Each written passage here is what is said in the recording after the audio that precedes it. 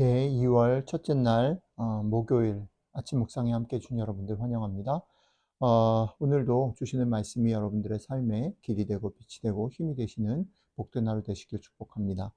오늘 주시는 말씀 신명기 16장 18절부터 17장 13절까지 말씀 같이 읽겠습니다. 너의 하나님 여호와께서 너에게 주시는 각 성에서 너의 지파를 따라 재판장들과 지도자들을 둘 것이요 그들은 공의로 백성을 재판할 것이니라. 너는 재판을 굽게 하지 말며 사람을 외모로 보지 말며 또 뇌물을 받지 말라. 뇌물은 지혜자의 눈을 어둡게 하고 의인의 말을 굽게 하느니라. 너는 마땅히 공의만을 따르라. 그리하면 네가 살겠고 너의 하나님 여호와께서 너에게 주시는 땅을 차지하리라. 너의 하나님 여호와를 위하여 쌓은 제단 곁에 어떤 나무로든지 아세라 상을 세우지 말며 자기를 위하여 주상을 세우지 말라. 너의 하나님 여호와께서 미워하시느니라. 흠이나 악질이 있는 소와 양은 아무것도 내 하나님 여호와께 드리지 말지니 이는 내 하나님 여호와께 가증한 것이 됨이니라. 너의 하나님 여호와께서 너에게 주시는 어느 성 중에서든지 너희 가운데 어떤 남자나 여자가 너희 하나님 여호와의 목전에 악을 행하여 그 언약을 어기고 가서 다른 신들을 섬겨 그것에게 절하며 내가 명령하지 아니한 이를 성신에게 절한다 하자.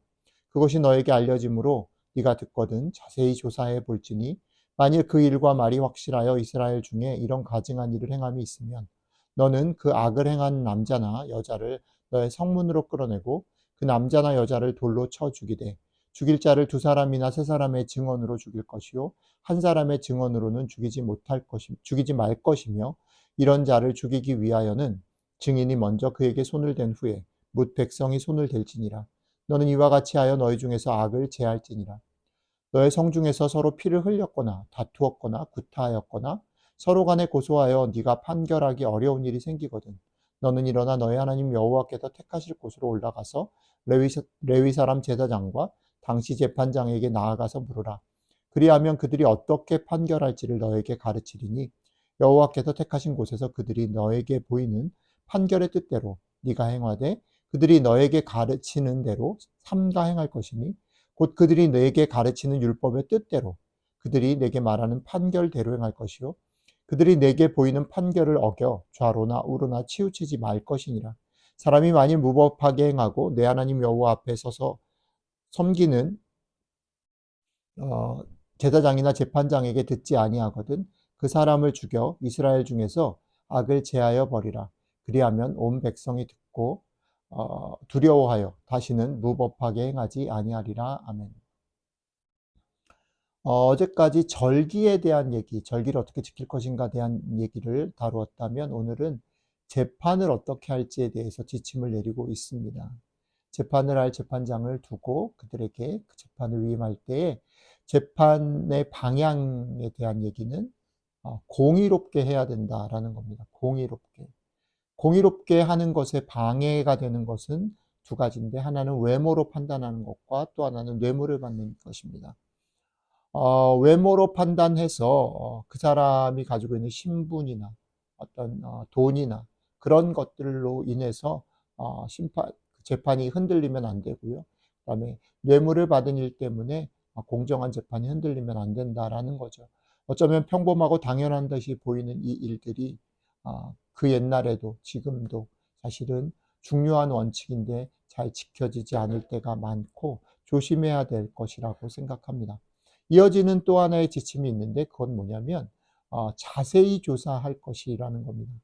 분명히 율법의 그런 얘기들, 명령들, 재판의 그런 것들은 엄중하게 처벌해야 합니다. 그런데 엄중하게 처벌하기 전에 그것이 정말 그러한지 꼼꼼하고 자세히 조사를 해야 하고 또 하나 증인을 세울 때는 한 명이 아니라 복수의 증인을 세워야 한다. 왜냐하면 한 명의 증인이 모함할 수 있기 때문이라는 거지요.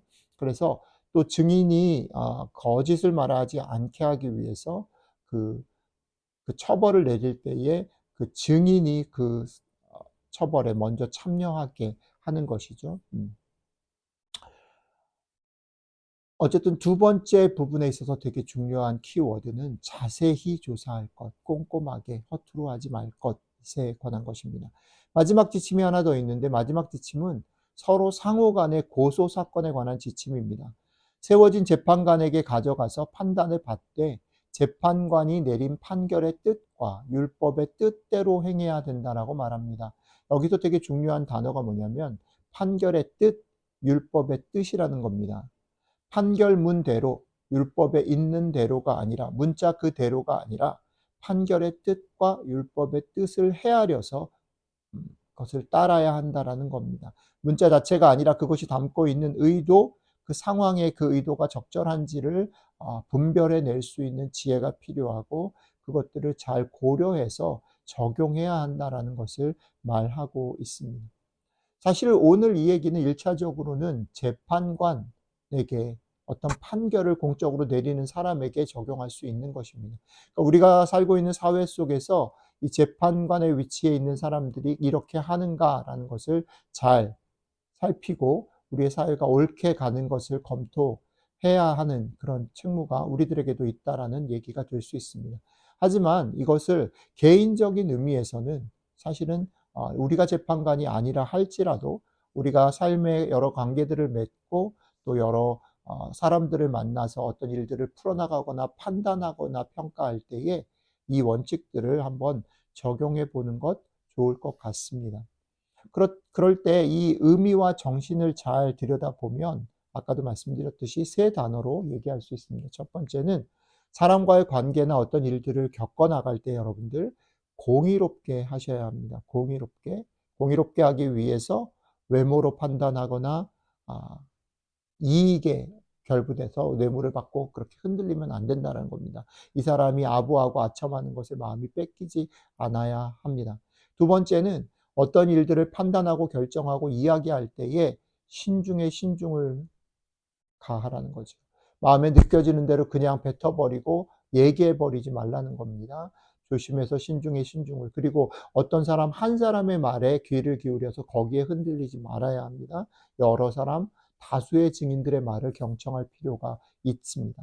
그 다음에 세 번째는 더 중요한 것인데 드러난 어떤 현상, 그 사람이 잘했냐 못했냐 보다 그 안에 벌어진 상황들, 그 사람의 형편을 헤아릴 줄 알아야 한다라는 겁니다.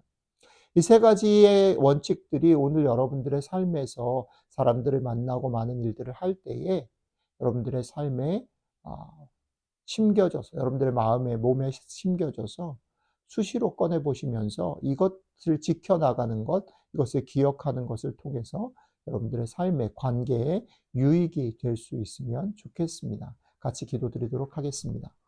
사랑이 많으신 하나님 아버지, 그렇습니다. 오늘 하루도 주님 앞에 그렇게 나아갑니다. 주님 붙잡아 주셔서 우리의 마음은 우리에게 잘하는 사람, 우리에게 아첨하는 사람, 우리 주변에 있는 사람들에게 흔들릴 수밖에 없고 또 그것의 영향을 받을 수밖에 없습니다. 그러나 신중하게 그것의 영향을 받는 것이 아니라 바르게 판단하고 바르게 대처하고 해나갈 수 있게 도와주시고 더 나아가서는 나에게 어떤 일들을 행하는 사람들의 속마음, 형편들까지 헤아릴 수 있는 그런 사람들이 될 수 있도록 함께 해주시면 좋겠습니다.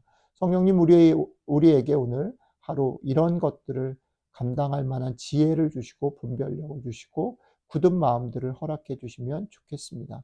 감사드리며 예수님 이름으로 기도드렸습니다. 아멘.